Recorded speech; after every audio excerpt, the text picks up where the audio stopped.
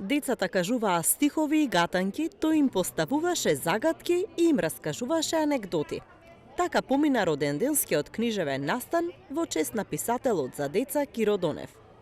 По повод 80 години од раѓањето и 55 години книжевно творештво за деца, се промовираше и избор од неколку негови книги.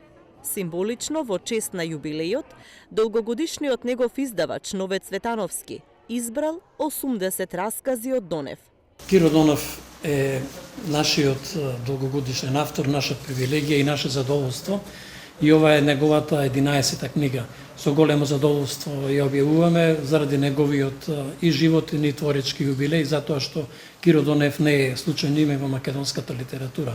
Според мене тој е најчитаниот, наједукативниот, најшармантниот автор за деца, пред се за децата од помалата возраст.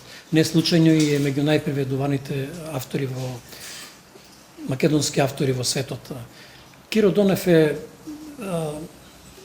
сам по себе една оригинална појава во литературата, меѓутоа и во образованието, кај нас затоа што тој е составен дел од образовните процеси пред се во ниските деленија и кога се во прашање едукативните текстови во читанките, учебниците, лектирите, така натаму.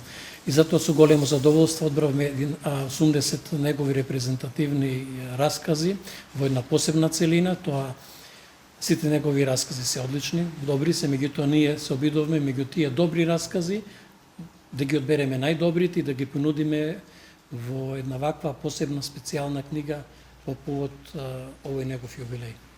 Благодарам. Киро Донев вели дека нема поубав подарок за него од распеаните дечиња кои му ги кажуваа стиховите наизуст. Децата биле и му остануваат вечна инспирација.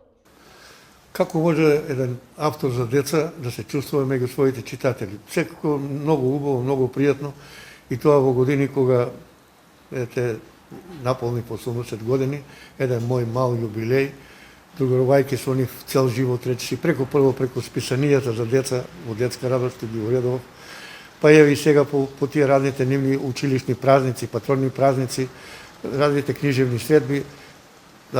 Мојата средба секој пат со децата се најдобри и најинспиративни, бидејќи тие се моите главни јунаци во моите дела.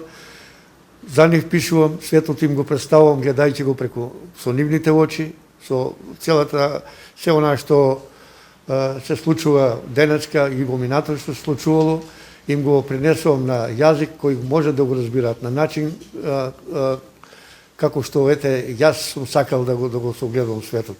Учениците од основното училиште Видое Подгорец од Струмица со своите наставнички му подготвија и роденденски честитки инспирирани од неговите книги.